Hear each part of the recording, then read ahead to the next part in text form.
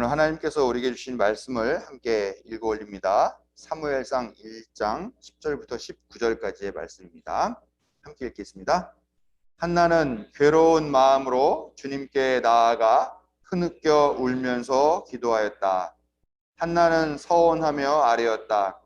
만군의 주님, 주님께서 주님의 종의 이 비천한 모습을 참으로 불쌍히 보시고 저를 기억하셔서 주님의 종을 잊지 않으시고 이 종에게 아들을 하나 허락하여 주시면 저는 그 아이의 한평생을 주님께 바치고 삭도를 그의 머리에 대지 않도록 하겠습니다. 한나가 주님 앞에서 계속 기도를 드리고 있는 동안에 엘리는 한나의 입술을 지켜보고 있었다. 한나가 마음속으로만 기도를 드리고 있었으므로 입술만 움직이고 소리는 내지 않았다. 그러므로 엘리는 한나가 술에 취한 줄로 생각하고 그를 꾸짖었다. 언제까지 술에 취해 있을 것이요? 포도주를 끊으시오. 한나가 대답하였다. 제사장님, 저는 술에 취한 것이 아닙니다. 포도주나 독한 술을 마신 것이 아닙니다. 다만 슬픈 마음을 가눌 길이 없어서 저의 마음을 주님 앞에 쏟아 놓았을 뿐입니다. 이 종을 나쁜 여자로 여기지 마시기 바랍니다. 너무나도 원통하고 괴로워서 이처럼 기도를 드리고 있습니다. 그러자 엘리가 말하였다. 그렇다면 평안한 마음으로 돌아가시오. 이스라엘의 하나님이 그대가 간구한 것을 이루어 주실 것이요. 한나가 대답하였다. 제사장님, 이 종을 좋게 보아 주시기 바랍니다. 한나는 그 길로 가서 음식을 먹었다. 그리고 다시는 얼굴에 슬픈 기색을 띠지 않았다. 다음 날 아침 그들은 일찍 일어나 주님께 경배를 드리고 나서 라마에 있는 집으로 돌아왔다. 엘가나가 아내 한나와 동침하니 주님께서 한나를 기억하여 주셨다. 아멘. 거룩한 주일을 맞아서 하나님께 예배하는 사랑하는 교우 여러분들에게 큰 은혜와 사랑이 함께 하시기를 성어버이 성자 성령의 이름으로 축원드립니다. 네, 지난주에 올 들어 가장 추운 날을 맞았습니다. 눈발도 날렸다고 하는데 보셨던가요? 저는 강원도 인제 시골 가가지고 그 눈을 봤습니다. 아주 추운 날 가서 좀 일 좀 하고 그러고 왔는데요. 이번 주에는 또 다시 예년보다 포근한 그런 날씨가 될 거라고 그렇게 이야기를 하고 있습니다. 오락가락하는 날씨 또 일교차에 다들 건강에 많이 유의하시기를 바랍니다. 예. 제가 지난주에 이제 가서 땅도 얼기 전에 밭 트랙터로 다 한번 갈아주고 객도해야 된다라고 하는 얘기를 들어서 가서 일을 하느라고 이틀을 거기서 지내고 왔습니다.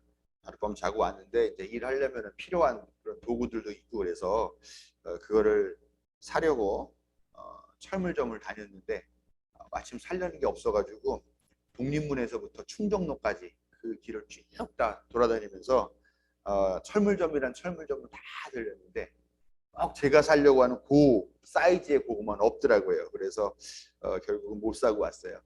근데 이제 충정로 쪽에 가니까 계속 그 마이크 크게 틀어놓고서 막 뭐라고 얘기하는 소리가 들려요. 자세히 들어보니까 아마 노동자들이 그쪽 어디에서 집회를 하고 있는 것 같은 그런 소리였습니다.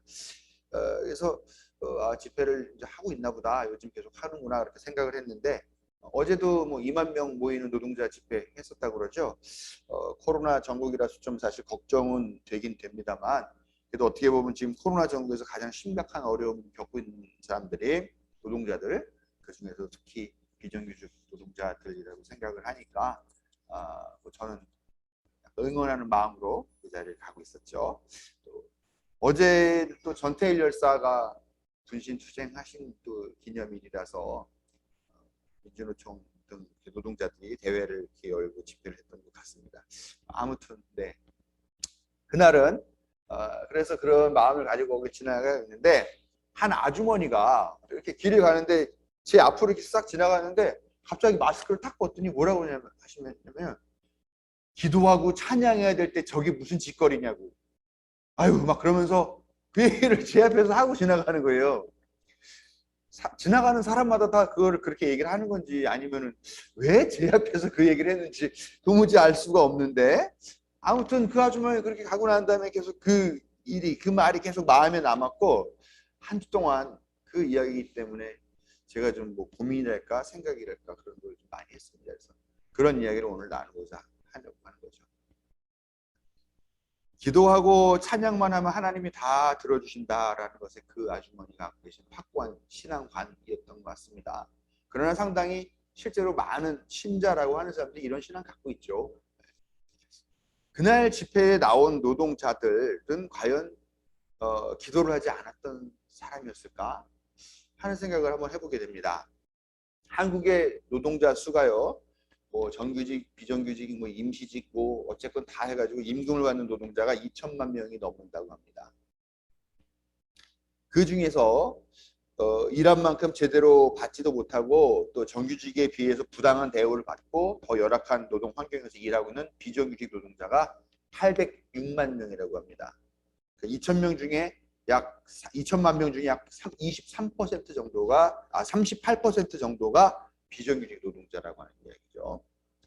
그런데 2021년도 갤럽 조사에 따르면 우리 종교 인구 분포한 걸 보니까 기독교 인구, 그러니까 개신교와 천주교를 합한 인구가 전체 23% 정도 된다라고 이야기를 합니다. 제가 산수를 못 해가지고 막 이거를 막 어렵게 막 이렇게 조사를 해봤더니요. 2천만 명 노동자 중에서 단순 숫자로 환산해보면 약 460만 명 정도가 하나님을 믿는 노동자들이라고 할 수 있고요. 그 중에서 약 180만 명은 비정규직인 기독교인이다라고 할 수가 있다는 거죠. 그 가족까지 만약에 친다면, 요즘은 맞벌이 하시는 분들이 많으니까 뭐 이 노동자 숫자에다가 옛날에 곱하기 3, 4 뭐 이런 식으로 했었습니다만, 그냥 지금은 뭐 따져보면 어쨌건 이 숫자의 한 반 정도까지 합쳐서 노동자의 가족이다, 그렇게 생각을 할 수가 있는 그런 인원이라고 생각합니다. 그런데 이렇게 많은 숫자의 사람들이, 노동자 자신이 혹은 노동자의 가족들이 자신과 자신 가족들이 처한 그런 부당한 노동 환경 개선을 위해서 기도하지 않았겠는가라는 생각입니다. 하나님을 믿는 기독교인이라고 한다, 노동자라고 한다면 반드시 자기가 처한 그런 노동자들, 노동 환경에 대한 그런 부당한 문제, 또 아니면 자기 동료 노동자들이 처해 있는 그런 부당한 노동 환경 문제 때문에 당연히 기도를 했겠죠. 제가 그동안 이렇게 쭉 살면서 보니까요, 뭐 강성 노동자라고 할까요? 아니면 뭐 열성 노동 운동가라고 할까요? 뭐 그런 사람들 중에 기독교인들이 적지 않게 있더라고요. 전에 민주노총 위원장이었던 분 중에 이수호라고 하는 분이 계셔요. 그분은 고등학교 국어교사 출신이시고 시인이신데, 그렇게 민주노총 위원장까지 하셨던 분을 제가 우연하게 예수알기 모임 가는데 만났어요. 그랬더니 거기 자기도 기독교인이라고 하면서 예수살기 활동 같이 하겠다고 그렇게 얘기를 하는 걸 듣고서 약간 좀 놀랐어요. 아, 기독교인들도 이런 강성 노동자가 있구나, 이분이, 와, 그런 생각했죠. 우리가 전에 한번 그 같이 영화를 보러 갔었던 영화 중에 카트라고 하는 영화 기억나시죠? 그 내용이 뭐냐, 홈플러스, 옛날에 그 홈에버라고 하는 그 대형 마트죠. 거기 창고형 대형 매장에서 노동자 파업 시행을 벌였던 그 노동자들의 이야기를 다룬 영화였는데, 그 영화의 실제 주인공이신 그 전 노조위원장 출신이신 그 여자분이 우리 정지 집사님이 일하고 있는 영등포 산업선교에서 지금 같이 일을 하고 계십니다. 또 정지수 집사님이 지금 일하고 있는 그 생협에서 같이 일하는 사무국장님도 감리교회 장로님인데, 그분도 이랜드 해고 노동자 출신이에요. 이런 사람들이 그렇게 기나긴 시간 동안 투쟁하면서 얼마나 많이 아파하고 얼마나 많이 힘들어하면서 얼마나 많이 하나님께 기도하면서 도우심을 간구했을까 하는 생각을 해본다는 것입니다. 그런데 과연 그들이 기도하지 않았다라고 매도하는 것은 참 억울한 일이 아닐 수 없을 것입니다.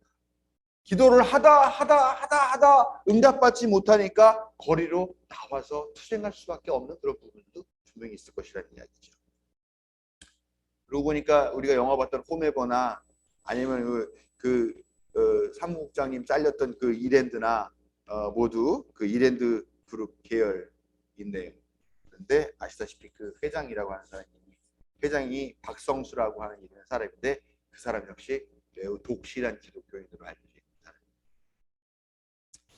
혹시 그 수많은 노동자들의 기도보다 이 박 회장 한 사람의 기도가 더 세고 더 능력이 있었던 것일까 하는 그런 생각과 의구심도 가져보게 되는데요.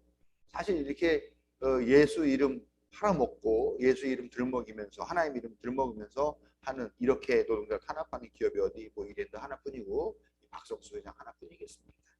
이게 참 우리가 마주하고는 안타까운 현실인 거죠. 궁금하다는 겁니다. 왜 하나님은 우리가 기도를 해야만 들어주시는가? 예를 들어서 남과 북이 1950년에 전쟁을 했어요. 그러고 난 다음에 지금 벌써 어느 정도가 지냈습니까? 지금 벌써 70년이 다 돼가는 건가요? 네, 그렇게 됐죠. 뭐 정전한 것까지 따지면은 이제 70년이 좀 안 된 그런 시간이죠. 이 남북 전쟁으로 인하여서 분단이 돼가지고 자기의 고향을 떠나온 이 실향민들이 얼마나 기도를 많이 했겠습니까? 또 저같이 통일이 되기를 간절히 바라는 사람들이 얼마나 이 통일 문제를 놓고서 하나님께 통일시켜달라고 그렇게 기도를 많이 했겠습니까? 그렇게 많은 사람들이 그렇게 오랜 시간 동안 기도했음에도 불구하고 왜 아직 우리는 통일되지 않았을까? 저개발 국가의 많은 인류가 기아 상태로 죽어가고 있는 모습 다 아실 거예요. 요즘 그 텔레비전 틀어보면 채널이 많이 있죠. 그럼 가끔 가다가 막 정말 이렇게 또 뭐 요즘 나오는 거 보니까 어떤 흑인 아이가 흙을 이렇게 퍼먹는 그런 거를 보여주면서 그 구호 단체가 자기를 통해서 그 아이를 후원해 주라 뭐 이런 광고들이 나오죠. 흙을 먹는 모습 아니면은 막 아주 더러운 그런 물인데 그거를 떠먹고 병에 걸려서 뭐 그런 좀 비참한 모습을 참 많이 요즘 광고로 그런 자극적인 걸 보여주면서 단체들이 모금을 호소하고 있는데 안타까운 일입니다. 네, 그들을 위해서 얼마나 많은 또 기독교인들이 기부하고 또 기아가 없게 해달라고 그렇게 기도하고 있느냐라는 겁니다. 얼마나 많은 신자들이 지금까지도 계속 꾸준하게 그 율의 마음을 가지고 하고 있는데 왜 기아는 해소되지 않느냐라는 겁니다. 왜 하나님은 사람들을 고통에 빠뜨리고 있는 그런 아프리카의 그 내전 그리고 거기에서 분명히 악인들이 있을 텐데 그 악인들을 처벌하지 않고 가만히 놔두시냐라는 이런 질문을 하면 소위 신앙이 좋다고 하는 사람들은 뭐라고 얘기하느냐? 기도가 아직도 부족해. 좀 더 기도해야 돼. 좀 더 뜨겁게 기도해야 돼. 그 민주노총 사람들 같이 그렇게 나가서 거리 나가서 투쟁하지 말고 전적으로 믿고 하나님 의지하고 기도하고 찬양해야지 그렇게 불신의 마음 갖고 거리를 뛰쳐나가면 안 돼 라고 이야기를 한다는 것입니다. 그러나 세상의 부조리와 부패 또 그로 인해서 죽어가거나 고통당하는 사람들이 그렇게도 많음에도 불구하고 사람들이 더 많이 기도하지 않기에 하나님은 이 문제를 방치하고 내버려두고 계속 고통당하게 계속 죽어 나가게 놔두신다라고 하는 생각. 이게 과연 맞느냐라는 것입니다. 이 말은 뭐냐?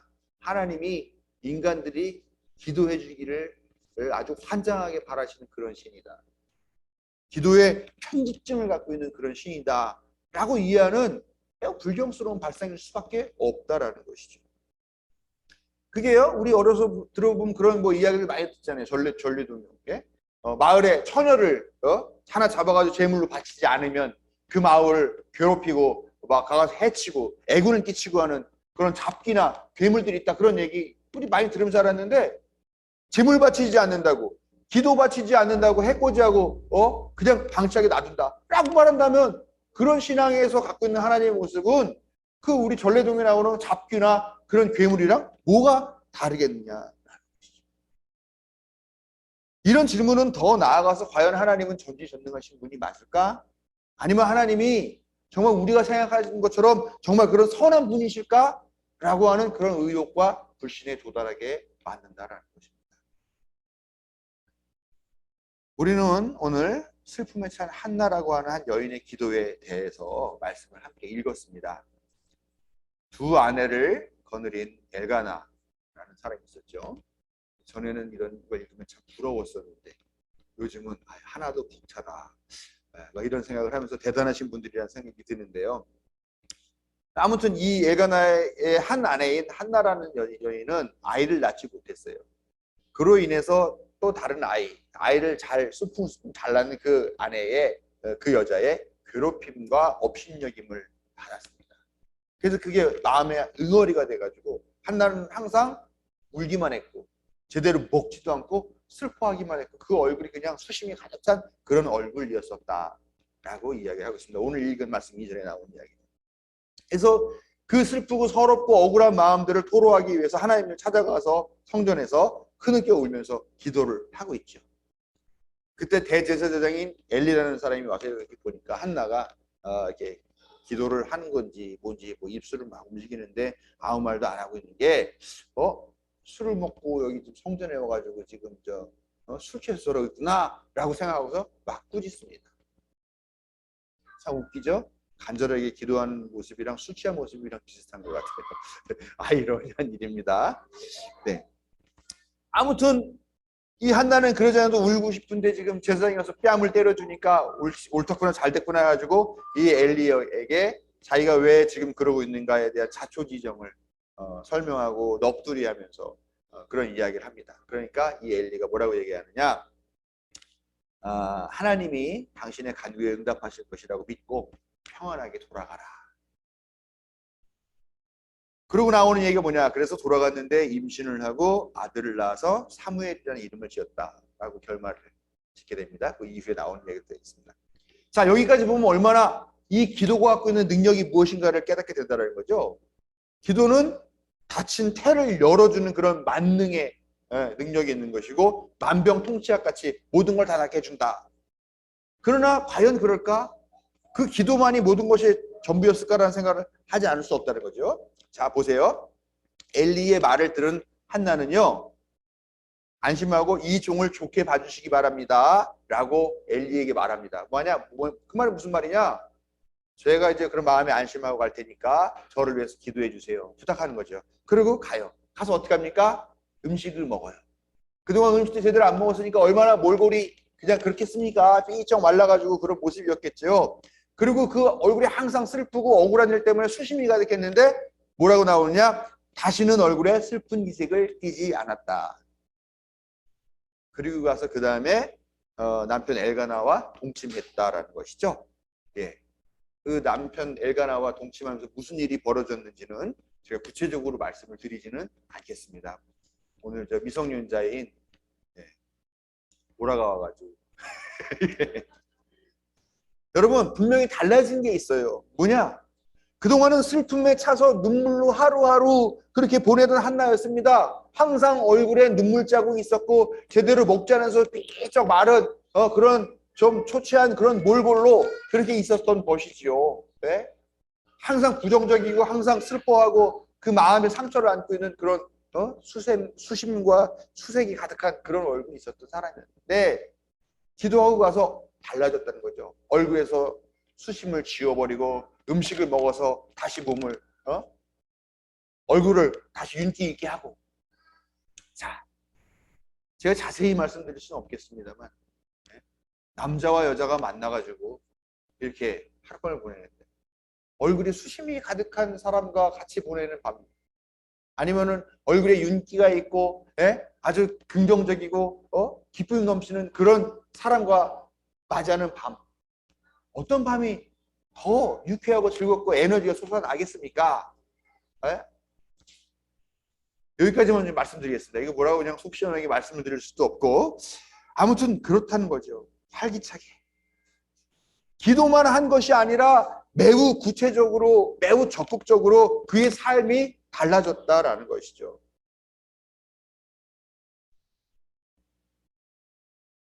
어떤 목사님이 인터넷에 기도는 모든 것을 이룬다 라고 하는 제목으로 글을 올렸다고 그래요. 그랬더니 어떤 사람이 거기다 댓글을 달았다는데, 서울대 갈 수 있는 능력의 학생이 목사님의 글을 보고 공부는 안 하고 기도만 하는 그런 오해가 벌어질까 봐 걱정이라서 이 글을 올립니다. 그러면서 좀 긴 댓글을 쓴 거를 봤습니다.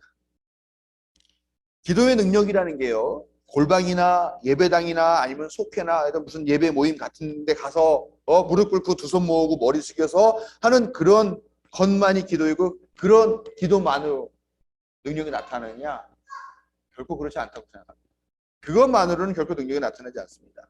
기도는 그 기도를 이루려고 하는 실천의 노력이 동반될 때에 비로소 능력이 나타난다는 것입니다. 우리가 기도를 이루려는 실천을 하지 않으면 하나님의 능력과 도우심은 나타나지 않아요. 옛날 말로는 하늘은 스스로 돕는 자를 돕는다라는 말도 있죠. 그러나 이 세상에는 하나님 자신이 혼자서 하시는 일들은 없다라는 것이죠. 지난 주일에 제가 설교 말씀을 드린 것처럼 한 아이가 보리떡과 물고기를 가져와서 예수님께 드렸을 때에 그것을 통해서, 그 아이를 통해서 예수님은 5천 명이나 되는 사람들을 다 먹였다라는 거죠.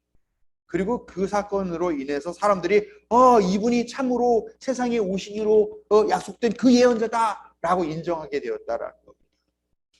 그 아이의 감사와 헌신이 있었을 때 예수님의 정체가 비로소 드러날 수 있었고, 예수님이 기적을 베푸실 수 있었고, 예수님이 비로소 그리스도가 되신 것이다. 사람의 실천적 행동, 사람이 그 예수님의 뜻을 이루기 위한 그런 활동을 했기 때문에 예수님은 그리스도가 되신 것이다 라고 저는 고백합니다. 한 독실한 신자가 가다가 잘못해서 물에 빠져서 허우적거리고 있습니다. 그러면서 막 의식이 막 흐려지는 가운데에도 막 허우적거리면서 기도합니다. 하나님, 저 좀 살려주세요. 저 살아야 되고 제가 하나님을 위해서 얼마나 많은 일을 했습니까? 좀 살려주세요. 그랬더니 막 기도하는데 저기서 이만한 나무 기둥 하나가 둥둥둥 떠내려옵니다. 잡을까 말까? 아니야. 하나님이 나를 구원해 주신 거야. 난 기도했으니까 하나님 나를 구원해 줄 걸 믿어. 그러면서 그 나무를 그냥 떠내려가면서 막 허우적거리죠. 어떤 사람이 지나가다가 사람이 빠졌네. 그러고서 강가에 있는 구명정을 확 던져줍니다. 어서 잡으세요. 괜찮아요. 하나님이 구해 주실 겁니다. 보다 못한 사람이 자기가 옷을 벗고 퉁덩 뛰어들어서 막 이 사람을 잡아서 딱 잡았습니다. 했더니 놓으세요. 나는 하나님이 나를 구원해 주실 거예요. 놔주세요. 놓으세요. 결국 어떻게 됐을까요? 죽었어요. 하나님 앞에 갔습니다. 하나님, 제가 그렇게 저 좀 살려달라고 그 죽어가는 중에 막 그 생명이 끊어져가는 그 중에도 내가 그렇게 간절하게 하나님한테 나를 구해달라고 기도했는데 하나님이 왜 저를 구해주시지 않고 결국 이렇게 죽어서 하나님 앞에 서게 만듭니까? 하나님이 뭐라고 하셨겠어요? 야, 내가 나무 토막 떠내려가면서 보내줬잖아. 내가 그 사람 통해서 구명정 던져줬잖아. 그리고 내가 그 사람이 직접 물에 뛰어들어서 너를 구해주게 했잖아. 3번이나 너를 구해주려고 했는데 넌 어떻게 그걸 못 알아듣고 여기에 와 있냐? 하고 오히려 책망하시더라. 로또도 사야 당첨되는 거죠. 우리도 간절하게 기도하는 기도의 제목들이 있을 겁니다. 또 간절한 도움과 구원을 바라는 그런 일이 있을 겁니다. 기도해야 되겠죠. 그런데 기도도 그 기도를 이루려고 하는 실천적 행동이 있어야만 비로소 하나님의 능력이 나타난다는 것을 우리가 분명히 기억해야 되겠습니다. 하나님이 무능하거나 하나님이 선하지 않으신 것이 아니라 우리가 기도의 능력을 성취하는 역할을 해야 돼요. 하나님은 전적으로 우리와 함께 일하시고 함께 이루시고 우리를 통하여서 그 능력을 드러내십니다.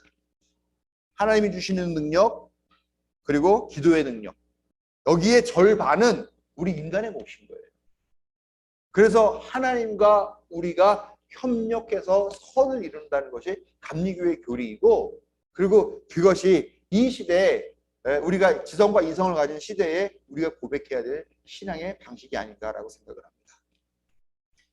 우리가 기도의 삶을 살 때 하나님의 능력이 드러납니다. 그래서 우리는 하나님과 함께 세상을 바꾸어 나갈 수 있습니다. 실천으로 하나님이 주시는 온전한 기도의 능력을 이루고 그 맛을 보는 성도 여러분들에게 은총과 자비가 함께 하시기를 축원드립니다.